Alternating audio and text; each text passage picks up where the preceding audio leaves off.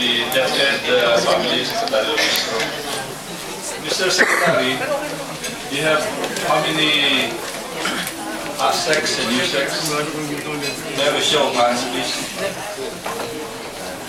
The only one who's not here is my chief of staff. He's coming home on a trip. He's an asset trader. So, how many raised your hands? There are 4 new sex and 3 assets. So 7. May I know of the new sex and assets, who among them are graduates of public school, high school?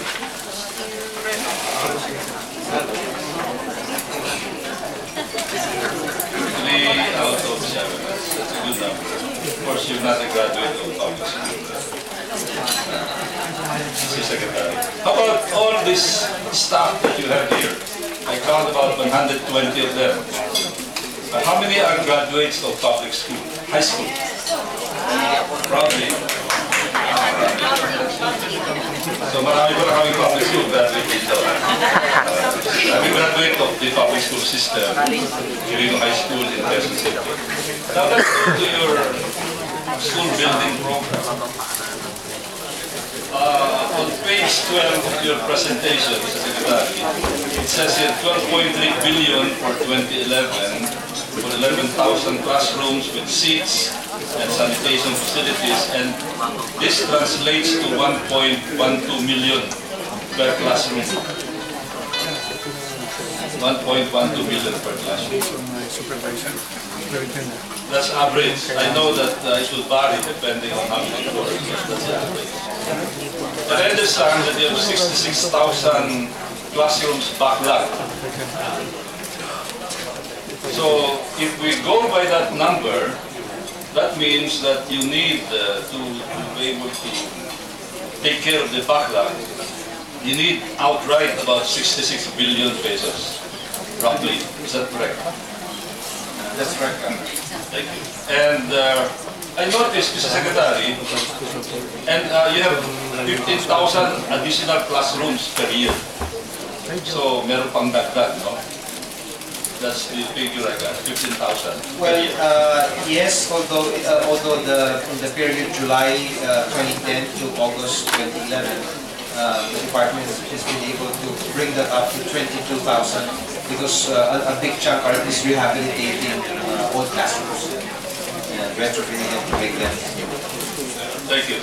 Now I noticed, in the Department of Energy, one very useful presentation that they have is this supply-demand curve of sorts, so that it shows to us what is the supply of power, including the increments that would be expected as increases over, let's say, a 10-year period, as against the demand for power.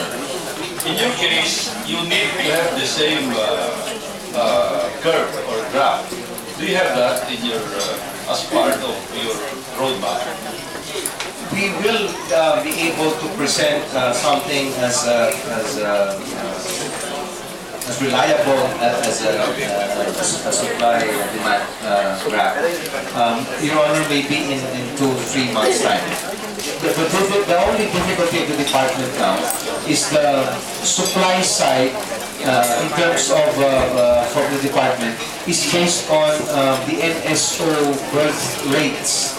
And actually, when we track that, You mean demand? the demand side, and and if you remember right, the NSO census of 2007 is the basis for that.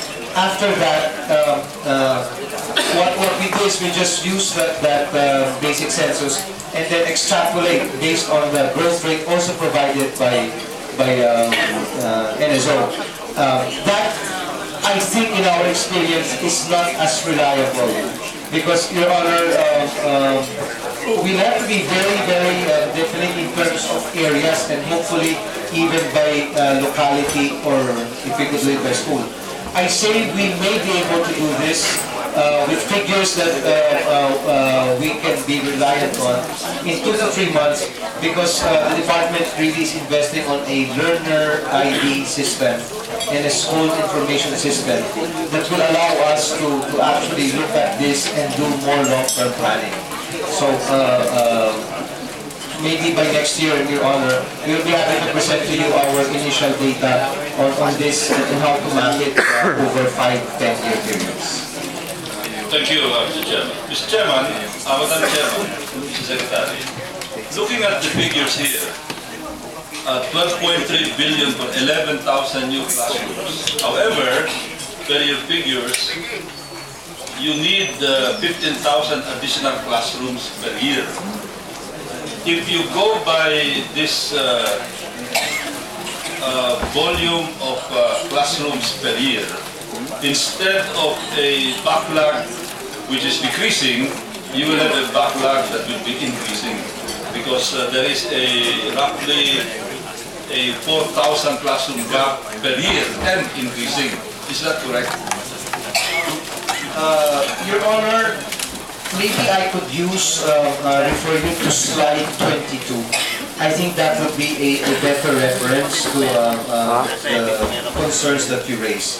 Because if you look at the actual shortage of 66,800, that is based on actual enrollment at the end of school year 2011. The additional 30 increment is for the next 2 years, and that is based on NSO figures that will bring around 1 million additional students per year. So a total of around 2 million additional students in the next 2 years, which we are adding as increment, and that's why we computed that at around 30. But it is interesting to note, Your Honor, that the next level here are all the interventions that will actually come close to filling up all the shortages in the classrooms. A big chunk of which is number 1, which is really what is programmed for 2012. We have the regular school building program, which the department is implementing in the past year. But the innovation for next year, and this is partly our discussions with MAP, is really the public-private partnership that will allow us to build 30,000 plus classrooms within the year. In fact, in the most recent discussion of the committee DOF, DBM, they are very confident, at least as Secretary Cesar Purisima, that we will be able to start all the documentation for the 2012 budget so that we could construct those 30,000 classrooms in the next year, in time for June opening. Mr. Secretary, Madam Chair, where is the PAGCOR intervention here? Slide 22. Your Honor, we've included that under number 5. Number 5, that's only 625 classrooms. I don't think that's right. That should, because if it's at least 1 billion. Yes, Your Honor, this is not yet part. That's why I'm very confident that, in fact, we have several other donors that I realize we have not included here. So you're saying that the PAGCOR contribution, incidentally, as you correctly stated, it used to be 1 billion. But here, Madam Chair, right here in this meeting room, this representation succeeded in urging PAGCOR to allocate more than 1 billion because I told them that 1 billion pesos is only coffee money and therefore they should increase it. And because of that, they increased it to 1.5 billion. So merong additional 500 million generated by the 2nd District of Parañaque. We were having finder's fee ang 2nd District of Parañaque. Part of which I'm willing to allocate to share with the 1st District of Sorsogon because of his applause. And everybody in this room right now. I'm serious. Yes, in fact, we were very happy to receive that report from the PAGCOR chair himself, Your Honor, and thank you very much. Okay. So now, that's 1.5 billion, and probably in about 2-3 years' time, with the increase in the income of PAGCOR, they can probably increase that before the end of the president's term, maybe to at least 2 billion per year. Now, Mr. Secretary, we're talking here of 12.3 billion per year, assuming, Mr. Secretary, that it's going to be 12.3 only, and we will not increase this. For the next years, plus the last half, 2016, the first half of the last year of the president's term, this amounts to about 45.5 billion. Plus the 1.5 billion, let's say over a 5-year period, that's about 7.5 billion pesos from PAGCOR, at least. Mr. Secretary, may I propose that you find a financial engineering solution here, so that instead of waiting on a deferred basis to accelerate all of this money over the next 2 years, so that before the end of the last 2 years, maybe in the 2014 SONA or 2013 SONA of the president, he can say that he already succeeded in constructing about 66,000 classrooms, which would be a record time, instead of an installment basis, so that we can jumpstart. Otherwise, we will have to deal with a backlog, a shortage every year until the end of time, Mr. Secretary. Your Honor, actually, in the budget that we presented, we can do that if approved within next year, but by December 2012, precisely because the 5 billion allocated is allocated for a multi-year obligation, and that's precisely why we could build 30,000 classrooms in one go. So actually, the mandate of the President is to be able to address this once and for all within the next year. We have not included some of other commitments here.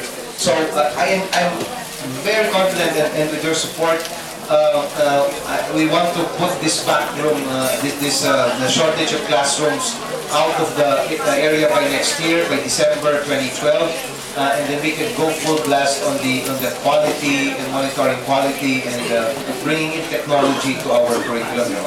And of course, you have to aim at that PAGCOR contribution and ask for an accelerated remittance. Yes, Your Honor. Actually, our discussions now with PAGCOR is really on the implementation. So we're actually moving very fast on the construction. Our target remains to be able to have all of those buildings finished in time by for the June 2012 opening. Thank you. Madam Chair, thank you so much. Thank you so much, Mr. Secretary. And good luck to you and your family. Thank you. Thank you. Next is Representative